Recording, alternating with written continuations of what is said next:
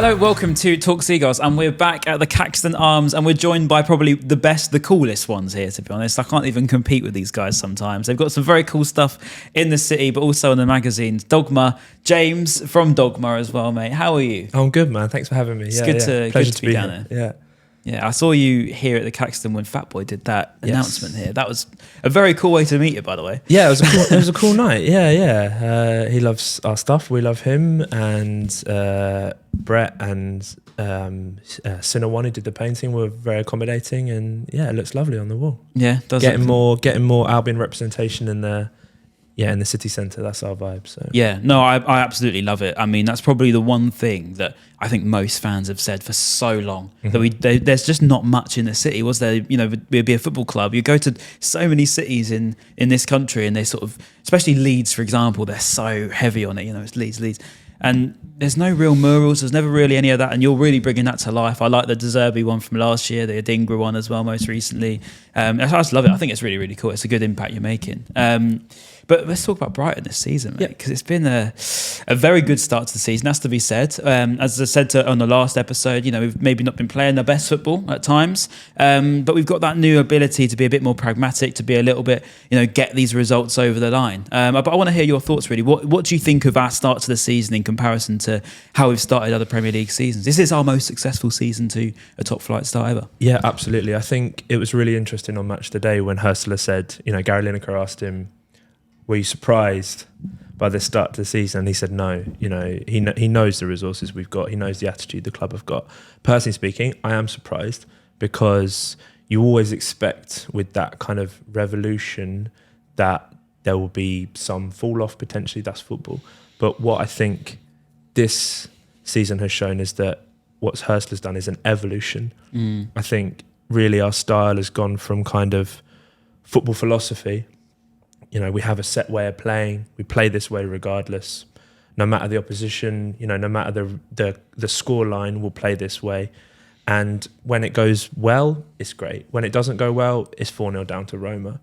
I feel like Hurstler's approach is very, you know, it's got that stylistic quality which is similar to the previous two. But what we've added now is a pragmatism, is an ability to react, you know, an ability to see the game in front of us as that particular situation, rather than whatever we do, we play this way. You know, like the subs, for example, is a great example. The Newcastle away game, when we set up in a totally different structure and formation and it worked, that's the kind of the next step, the evolution. Yeah. And I think internally they're probably not surprised, but I think Gary Lineker's right, and I think from my perspective, it is surprising. Yeah. No, I agree. I think it's definitely a different start to the season. I think that's probably the reason why we're so high up in the league at the moment. You know, we've shown we could go to different teams, different games, and approach them differently.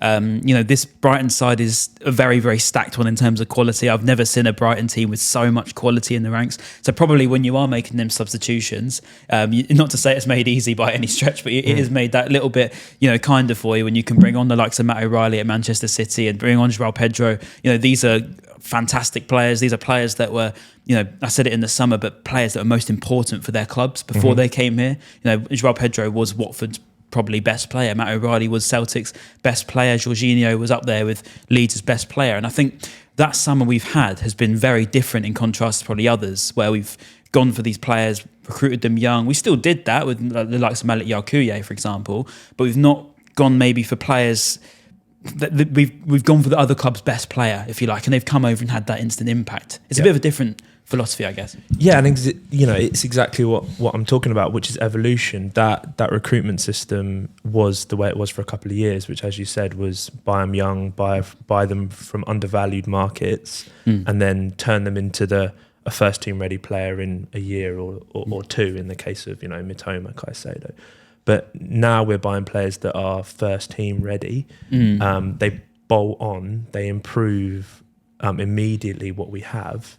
And you're exactly right. You know, those 3 subs at City, which turned the game, to have that is exactly what we've been missing. Like, is to have that ability just to switch a game up like that, which is what all the big teams do in the league. They have 3, 4, 5 subs, which just turn a draw into a win or a loss into a draw. And we've got that in our locker. So yeah, testament to Hurst's style and the evolution there, but also testament to the kind of the recruitment and the evolution of that. It really feels like the next step in so many ways. It does. I get that completely. I mean, it's different, as you say, not just to even De Zerbi, but Graham Potter. I mean, even to an extent, probably Houghton, he'd like to play his way. Even Gus Poyet said he liked to play his way, and it was Brighton that we only play one way, if you remember that quote. So I think that philosophy is probably in bloom as well, where he's like to be that same, beautiful football that you associate to Brighton with. And you're right, that pragmatism maybe that is in the squad now is a good thing. And it's important to be able to grind out results in the old cliche when you're not playing at your best, like you saw at Newcastle. But I think I still want to see that beautiful football at Brighton, if I can. If we can, with the great players we've got, I still want to be able to see us control games. I still want to see us, play that way, because I loved it. When it worked with De Zerbi, it was beautiful to watch. Of course, when it didn't work with De Zerbi, it was 6-1 to Villa. It was 4-0 to Luton. It was 4-0 to Roma. Mm-hmm. But yeah, when it worked, it's fantastic. I mean, if you can get that blend right, of course you can't play your best every week. But when you've got a squad like we've got at the moment, would you rather play that beautiful football that we could maybe play? I'm sure Hurstler can still do that too. Or would you rather just get the results over the line? Because when you look at the table at the moment, we're on 22 points. We're coming into Southampton on Friday. And we've got, Chelsea, Arsenal on level points with us. If we win that game, we can go second. What would you rather?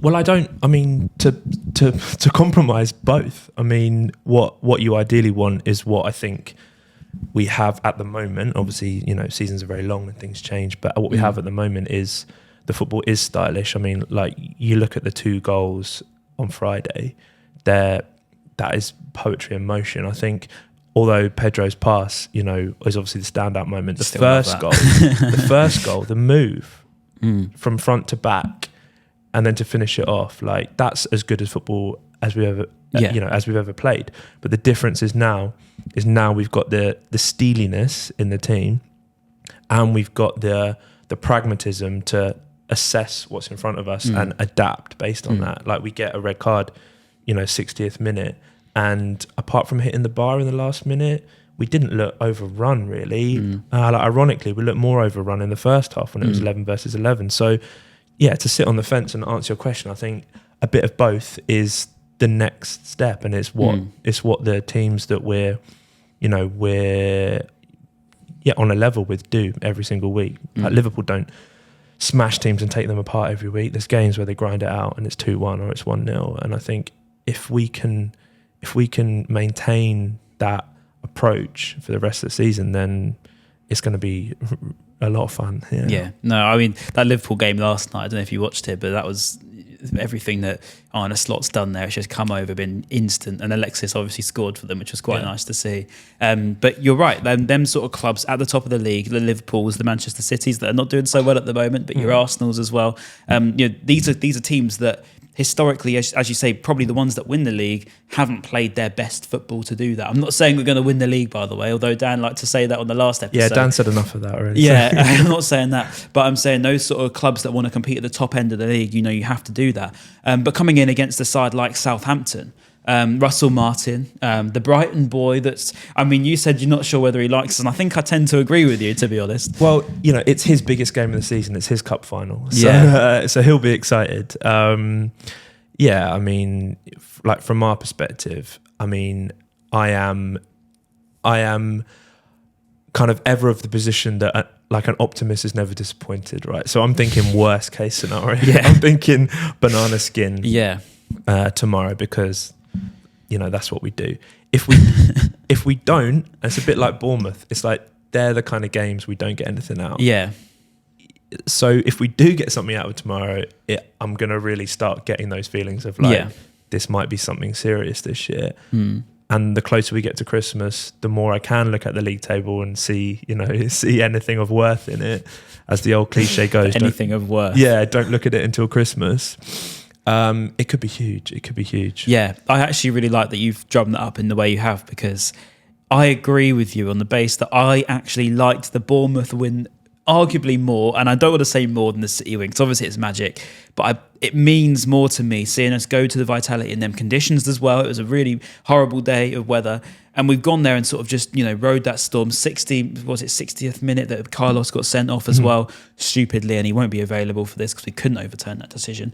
And we've played that amount of game with 10 men against the side that historically does us, against someone like Semenyo, who was quite fired up from the away end, if you heard some of the abuse being thrown at him. Yes. And normally that would end pretty badly for Brighton. Normally that would be that Semenyo one goes straight in off the underside of the bar, and we've got to sort of live with it, and it's that drive home.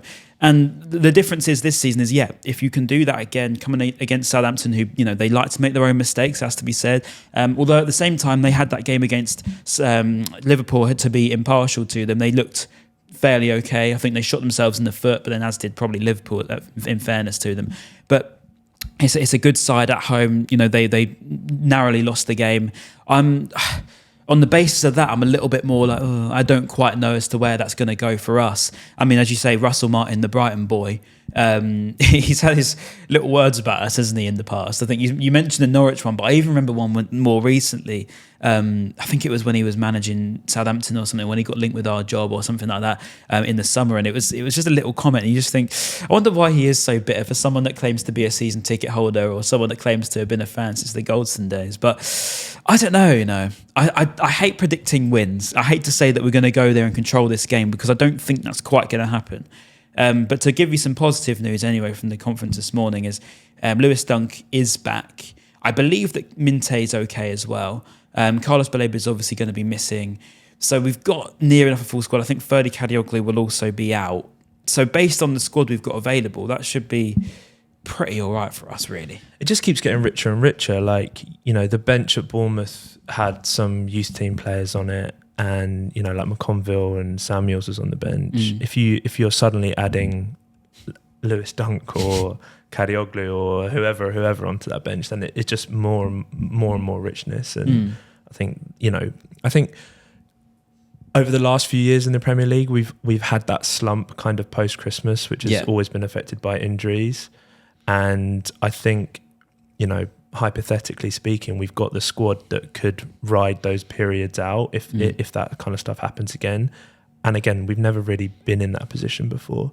So yeah, it's looking really positive, man. Yeah, I agree with you. I agree, and I love the squad depth we've got, because, as I said, Carlos will be out. That's going to be the biggest sort of news of it. But it gives a great opportunity to someone like Matt Sweether, who's come off the bench against Bournemouth. He's had a lot of criticism building up to that, for that mistake that he did against Wolves, which I still don't fully believe is out of his mind.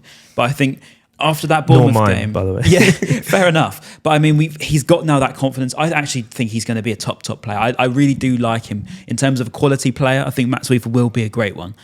He's obviously started for the Netherlands for a number of years now. He's been sort of a standout figure for Arne Slot's Feyenoord. He was their best player, and for us to sign him at the time was quite surprising. I remember a lot of people saying, "Oh my God, I thought he would follow Slot to Liverpool." I thought that was a nailed on. I thought he was going to be their number 6, and I thought, okay, right, we've obviously got a player on our hands here. And I spoke to a couple of my Dutch pals out there, and they said he is a great player.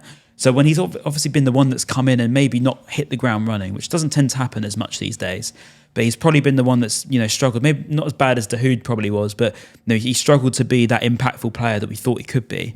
Your opinion on Matt Sweether? Do you think he could be that great player for us? I mean, it's still such a long way to go for him. Yeah, I mean, the profile of the player suggests that the kind of blip he had at the beginning of the season, or the kind of rough start, is the exception, because his profile, as you said, is there's huge potential there in terms of his pedigree, his physicality, that kind of stuff. So I'm not with him. I don't necessarily think it's like, nah, he's not good enough. Like, I think it's a form thing and a kind of like familiarity thing. So yeah, I think he'll come good. Just be when, and I think almost the way that we recruit and the way that we work with players is the perfect situation for him to be in. Because if he goes to Liverpool and he has 2 bum games, he's done. Yeah. Whereas here, like, we will give him 6 months to kind of catch his breath or whatever. And he's, like I said, like, he's got the attributes for that eventually to work, as opposed to like a sort of, like Danny Holler or someone like that, where you're like, nah. I liked Danny Holler. Yeah, I did. I saw him in Cafe Coho once. He was alright. Like where you're like, it's just not good enough. Like, this guy's profile is great. So sometimes you do have to admit defeat. I don't think I'm anywhere near that with Weaver. I think he will be a good player for us, and I think especially with someone like Baleba out, it's a huge opportunity for him to really establish himself. I think on the base level of what he did against Bournemouth, he came on, he was just quite... He did the easy things well. You know, I say the easy things, but the traditional things you want a midfielder to come in and do. He kills the game. He's sort of, as you say, quite physically nice. And I think tactically for us, it's a good thing. Because, I mean, I don't know, I know you said you like us being a bit more pragmatic and stuff. If we can be playing our way through teams again, I think that you probably need that dominant figure in midfield. I think we could see it with Baleba. I think so much of what we did, and I'll give credit to him, was through Caicedo when he was here, that ability to get the ball so deep. He would almost be, playing deeper than a centre-back and receiving it. I think if Weaver can do that, because he's shown that in sort of real brief cameos, did it well at Everton on the opening day. I want to see that from him. I want to see him sort of come back a little bit deeper. Tactically for us, with someone like Bar, who's such a brilliant shot stopper, don't get me wrong, but maybe his kicking is not maybe as good as someone like Jason Steele's was. I think if you could have that with him, I think you can get a bit of a balance. And then we've also got like some Matt O'Reilly. We've got such a good midfield, Yeah, I think like the midfield is one of the most interesting things at the moment, because we've been so reliant. Well, not so reliant, but we've been so kind of based upon that kind of box. 2 centre-halves, 2 midfielders for everything that Potter and particularly De Zerbi did, where, those 2 midfielders were essentially just there to kind of pass it sideways to get the move going. But what Hurster does with midfield, he certainly did it at St. Pauli, and we're seeing it more now, is they're basically, they're not like regimented like they were under De Zerbi. Their job is to like bomb forward or cut back, or they're kind of got like a totally free role, and it's really like, that second half with Baleba at City, where he's just like running through.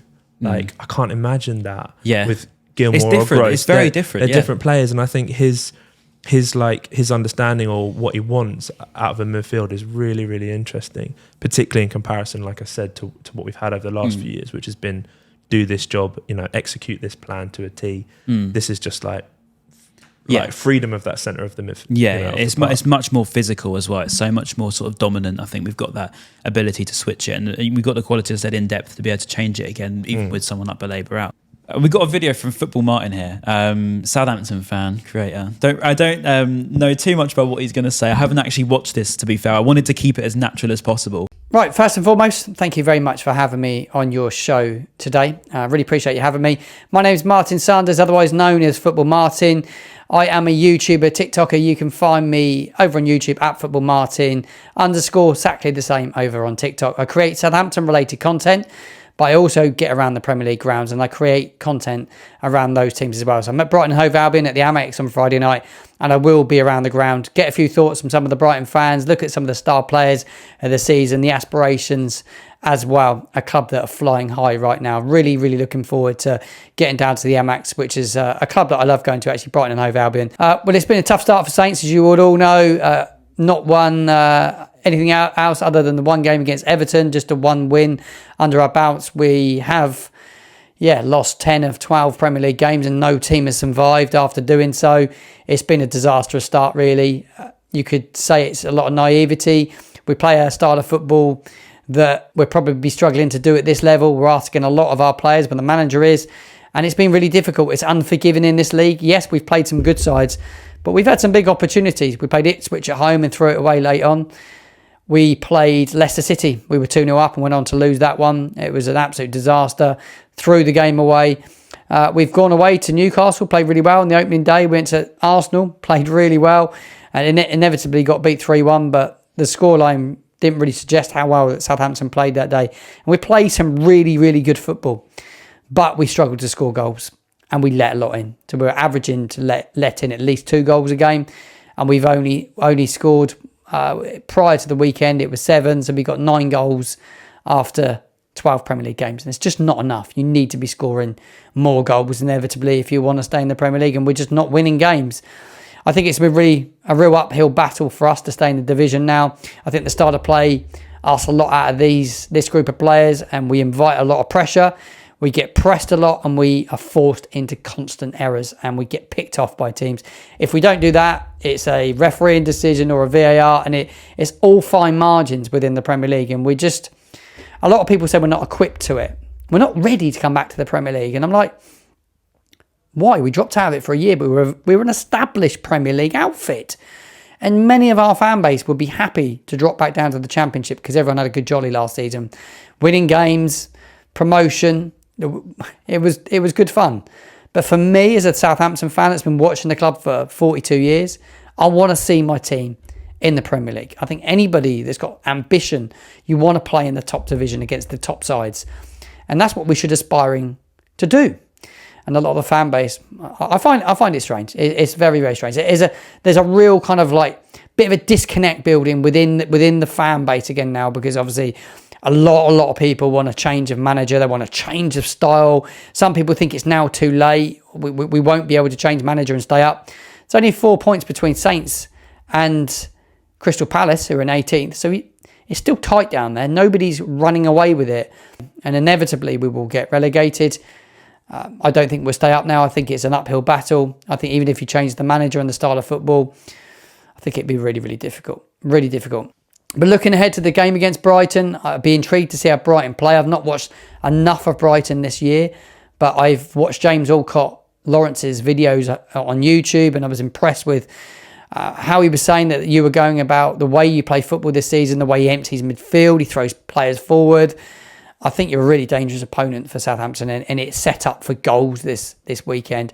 When Saints counter with Dibbling, who's a really good player, he's got power and pace. He's a really, really good player. He's the one shining star in the side. I think it'd be interesting to see. He have a big influence on the game, but it's whether Southampton can really hurt Brighton and Hove this Friday night under the lights. I think the way that Brighton play football, if they press Southampton, I think you'll force us into errors. Liverpool did that. You saw that with the Alex McCarthy playing the ball out to Mateus Fernandes. The mistake, the pressure, it happens a lot for us, and we find it hard to get out and break a press. When we do, when we scored at the weekend, when we did it quick, it was brilliant, but we don't do it enough. And I think to get anything at Brighton, we would need to do that a lot, and I haven't seen that from us. I really fear playing at Brighton and Hove Albion side that are on fire, top end of the Premier League table, and I'm not surprised. Recruitment there has been nothing short of superb. Recruitment that we would love to see down at St Mary's. We would love to see recruitment like what you guys are doing right now. The manager's brilliant. You recruit managers. Danny Welbeck scares me. I think he's a brilliant player, whether he's fit the weekend. I've not looked at your team news, but I fear Welbeck. Whenever I've seen Matoma, and I've been down to watch you guys play because I've been down, he impresses me. Lewis Dunk at the back, strong. I think if Onuachu's fit for Saints, he'll play up front because he's physical, and we're going to need that up top. He can hold the ball. He's quite good with the ball at his feet. He's been a player that's been around the squad for a while, not really been given an opportunity till the weekend, and looked fairly good. How we hurt you, like how we hurt anyone, I'm not sure. Mateus Fernandes is a player to look out for. I think he'd be a player that you'll probably be looking at in a year's time. I think he's a magnificent midfielder, links play, really good with the ball at his feet, doesn't give it away a lot. I think he's a top class player. But Saints have good players. They've not got the best out of the group. Harwood Bellis scored an England goal a couple of weeks ago at centre-back. He's decent. Kyle Walker-Peters at full-back's good. Flynn Downs, they've got some decent players. Just not quite clicked this season. And just maybe, is it the style of football? Or is it just, we're not good enough? And the fans are torn on it. Absolutely torn on it. It's not a great fan base to be in right now. So, prediction time. Let's give you my thoughts ahead of this one. It's a tough one. My heart, I want to go with my team, Southampton. Shock 2-1 win. But my head, being honest, 3-1 defeat. I don't see anything beyond Brighton beating us this weekend, unfortunately. I wish you all the best for the season. Top club, top fans, like I said at the top of my feature here on your show. I wish you all the best.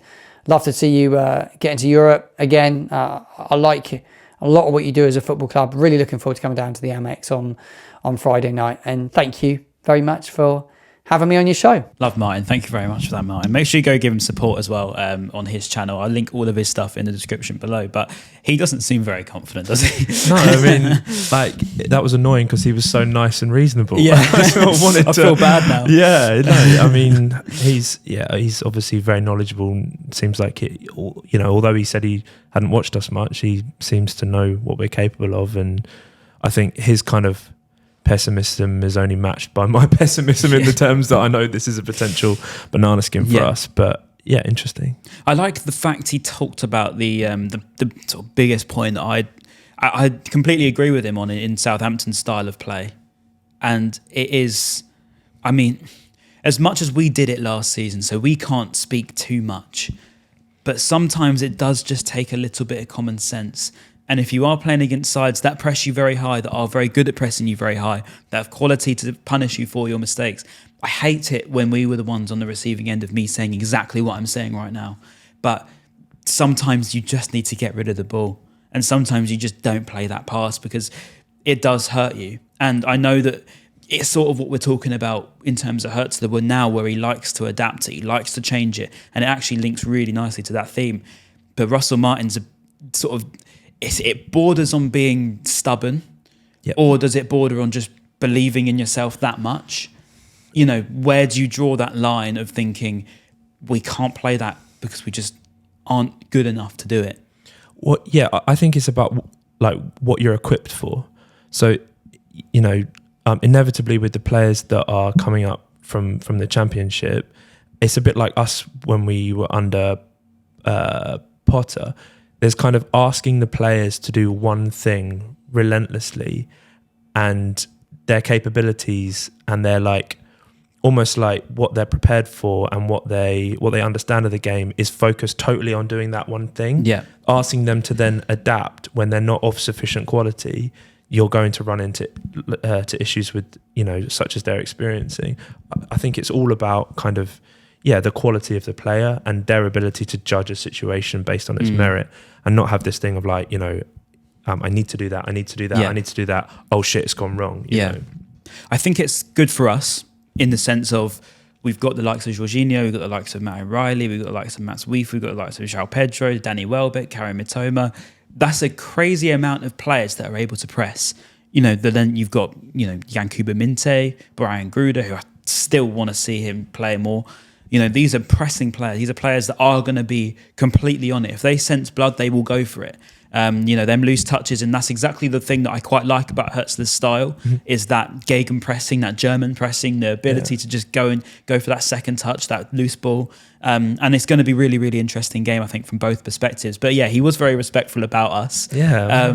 I respect him for it, although I've never truly liked Southampton. I've not disliked him too much. No. But it's just a Nigel Adkins thing. I think I still remember it too much. Yeah, it's that. I mean, like, Saints fans generally are quite, you know, have been quite chippy about us. They've kind of used themselves and you know, as an like an analogy for what might happen to us. Yeah, like you start selling all your players, you get relegated, you know, the wheels come off. Look what happened to us. And I think the majority of the fan base, or that is a very, you know, thoroughly nice bloke with very sensible opinions, would probably need to get somewhat controversial. Yeah, not be as sympathetic and say like, well, you know, it's a matter of time before it goes wrong. We told you so. You'll be us. Yeah. Well, the good thing about us in the situation we're in is the amount we're stacked all the way down. You know, it goes into the academy. But all that's said and done, Southampton, Brighton, we're both in very different scenarios, although Southampton, I can see a lot of the Graham Potter era of Brighton in them, a lot of it. They do give me that sort of memory when I'm looking at them. I'm thinking XG, I'm thinking they're playing this style of football. They can play beautifully if they want to, but I feel like our pressing will be too much for them. So I'm going to push you for can you do predictions? I hate doing predictions, James. I mean, it's not worth the paper it's written on, but I mean, I'm like, we're in an amazing place. We're doing so well, but I think hearing that guy's opinion has made me think, I think we'll probably win it. But I mean, it's really gone. It's a fool's errand predicting it, but let's just punt for what he said. I think 3-1 sounds reasonable. But I think it'll be more of a game than I'd like it to be. Yeah. I think, but I just look at our forward line, and I look at the options we'll have on the bench, and there's goals everywhere. Yeah. And even if they might score first or something, I think like we have enough to bring it back. Yeah. So if you're asking me, I'm going to say 3-1. Do you know what? I really would like us to keep a clean sheet. I really would, because the one thing we've maybe not done enough this season is keep a clean sheet. We've been a bit susceptible to some silly goals at times, and that's not necessarily to dig out, say, Igor or so, but it is because Dunk's been injured. He's got to step in, and he's done a good job. Don't get me wrong, but then you've got that transition period between going through defence, losing Kadioglu. It's sometimes you've got too much adaptation to work with. Purvis is now back in. I think we're a little bit more settled at the moment. I feel more confident sort of in what we're doing. I like the Bournemouth result. I want us to go there and press them. I want us to make them make mistakes. I want them to sort of, be under pressure straight away, get the Amex up for it early, and do what we did to Bournemouth really and go straight at them. So I'm going to say a 2-0 win. Nice. I'm going to be quite confident, I think. I might regret it. But I understand it's a potential banana skin, but I think we have got a lot of good players, and we are a very good team. We need to always remember that at times. Mm-hmm. As much as it's easy to remember the sort of where we've come from, at the same time we have to remember how good we are now. Yeah. And I think that's where I'm at the moment. I think we'll be all right. But James, been an absolute pleasure, mate. I'll leave all the links to Dogma. Make sure you plug yourself, actually. Do it yourself. Look into the camera. Dogmabrighton.com. Everything's available there. Thank you very much. Love it. You'll see their stuff all around the city as well. Their fanzines are brilliant. I'll leave a link in the description, as I said. Make sure you come down to Caxton Arms in Brighton. Top place, as always. And we'll see you just after the Southampton game. Hopefully we've got another win. Put some opinions in the comments. We'll be on every streaming platform now as well. Amazon Music, Spotify, YouTube, and Apple Podcasts, I think. So, yeah, make sure you catch us everywhere. We'll see you very soon.